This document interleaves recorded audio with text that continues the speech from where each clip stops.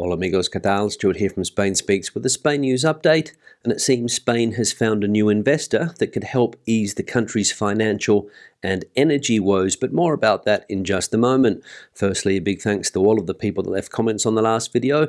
Lots of comments, lots of debate happening there as usual. Thanks to people that supported the channel through a donation or by buying me a beer or a coffee, or through the new Super Thanks option. Thank you very much for that. Thanks to people that bought merchandise, and a big thanks to my patrons on Patreon for your continuing support. Now, let's get into the news, and as I said, it appears that Spain has found a new investor, and it's hoped that this new investment will help ease the country's financial woes and also its energy woes. And who is this new investor? Drum roll, please. The country of Qatar. As we can read here, Qatar looks to bolster Spain's EU-funded COVID recovery projects and supply more LNG. Qatar's 300 billion sovereign wealth fund plans to invest in Spanish projects funded by European Union COVID recovery funds under a deal due to be signed during the Gulf state ruler's visit to Madrid this week, Spanish government sources said on Tuesday.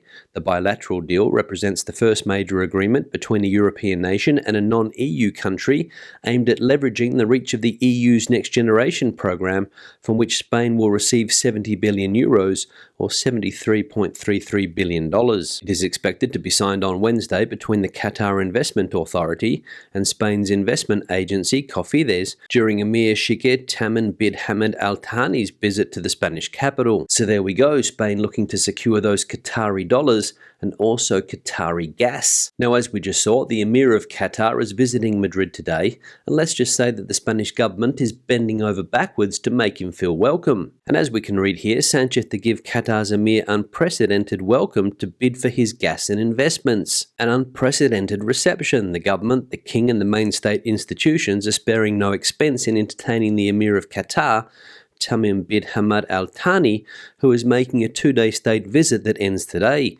Preferential treatment, medals of honor from Congress and the Senate, a golden key to the city of Madrid, the award of a collar of the Order of Isabella the Catholic, a timely and necessary visit, government sources admit, alluding to the energy crisis that Europe is experiencing as a result of the invasion of Ukraine. So no expense being spared on the Emir of Qatar's visit to Madrid today. Preferential treatment, congressional medals of honor, and a key to the city of Madrid. And I'm not sure whether they're going to give him a new key to the city or one that they recently took back from Vladimir Putin, because Putin was given a key to the city about a decade ago, and look how that one turned out. Now, anybody who drives here in Spain in Spanish cities will know that there are new speed limits in place, and according to the traffic authority here in Spain, they are already having an effect. As we can see here, new speed limits in Spain's towns and cities have reduced traffic deaths by 14%, says the DGT.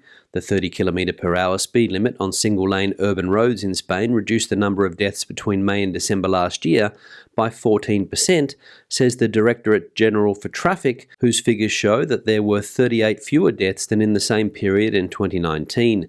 The new rule came into force a year ago this month. From the 11th of May 2021, the speed limit on one-way streets in towns and cities has been 20 km per hour, 30 km per hour on roads with one lane in each direction, and 50 km per hour on roads with 2 lanes in each direction. So car-related deaths on roads in cities here in Spain down 14% according to the traffic authority. Now, there's an update on the heat wave that is currently affecting many provinces here in Spain, and it is that this is the earliest heat wave in history.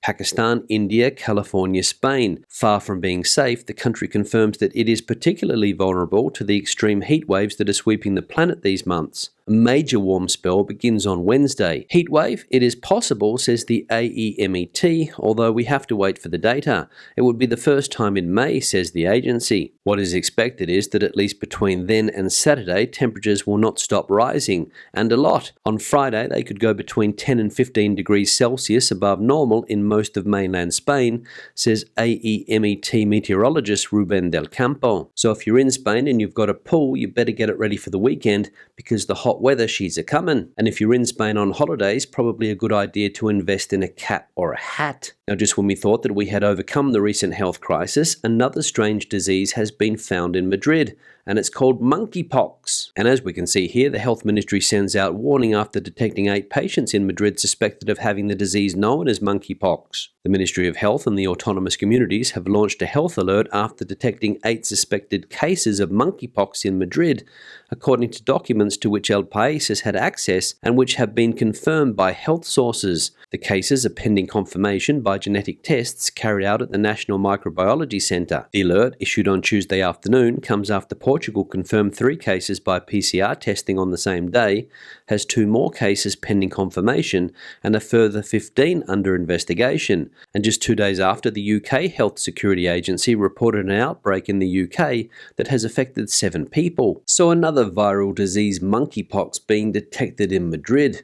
What's next? Now, if you live in Spain or know a few Spanish people, there's a fairly good chance that you've met people with the names Mari Carmen or Antonio, because those are the 2 most popular Spanish names. And as we can see here, these are still the most common names in Spain, although they are less and less used and not in fashion. Maria del Carmen and Antonio continue to be the most common names in Spain. This is once again indicated by the latest figures made public this Tuesday by the National Statistics Institute. Specifically, on the 1st of January 2021, there were 641,875 women in our country who were called Maria del Carmen, while up to 640,854 men had the name Antonio.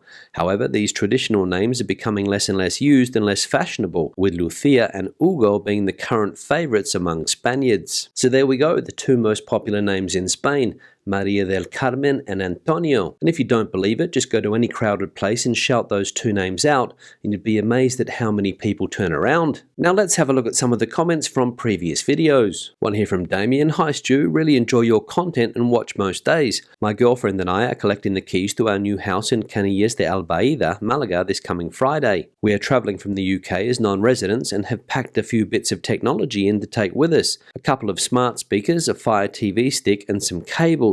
Should we declare these upon entry to Spain? Yeah, Damien, thanks for the comment, and I think that if those items fit in your suitcase, there's no need to declare them. In fact, I've travelled to Australia and back on numerous occasions with a lot more items than the ones that you mentioned there. For example, iPads, laptops, cameras, other things like that, and I've never declared. So I wouldn't worry about it. But if anybody knows the exact rules and regulations when it comes to travelling with these things, please let us know in the comment section below. And by the way, enjoy your new house in Spain. One here from Daniel. On VPNs, it depends on your provider.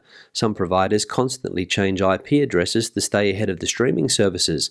It pays to have a good provider with lots of server options in many countries and many different cities within countries. For example, when I try to watch NBC, I love Chicago PD and Law & Order from Australia, the New York server appears to be blocked, but Colorado servers work fine. Yeah, Daniel, thanks for the comment and thanks for adding to the debate that we have been having on the effectiveness of VPNs. And if you don't know what VPN stands for, it stands for Virtual Private Network. And it's a good way, as Daniel pointed out in his comment, to watch content on the internet from other countries. Because as we know, sometimes that content can be geo-blocked. I'm quite happy with the VPN that I use. I've only had a few problems recently with Netflix because they've changed the system there, but all of the other sites that I watch content on still seem to work fine. But watching content in other countries is just one of the many things that you can do with a VPN, but this is not an ad for them. One here from Max. Hey Stuart, been watching a long time now, since we first decided to move back to España. Nearly 3 years living here with our young family,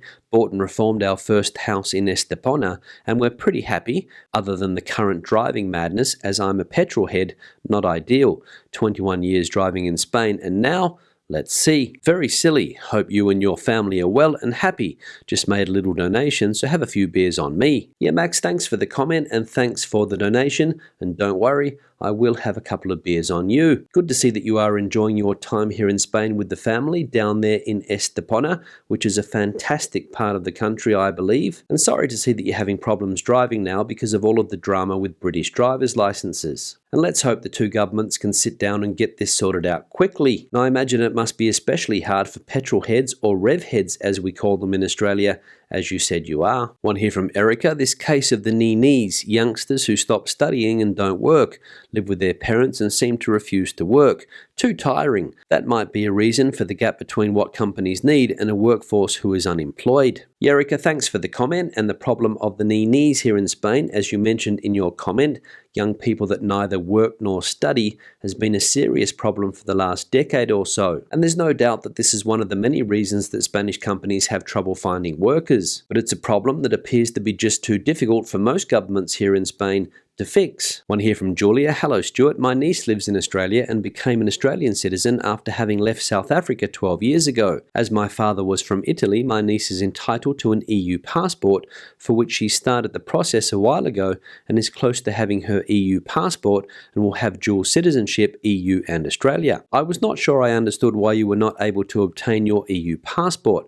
I'm curious as to what you told us. Yeah, Julia, thanks for the comment. And the reason I haven't obtained an EU passport in the past is because I don't have any family members that originate from the EU. For example, as you said in your comment, your father. However, because I've been living in Spain for more than 10 years, I could apply for Spanish citizenship, but technically I would have to renounce my Australian one. And the reason for that is that Spain doesn't recognize dual citizenship with Australia. Now, before people start leaving comments saying that I don't have to hand my Australian passport in, you can keep both. Spain will never know.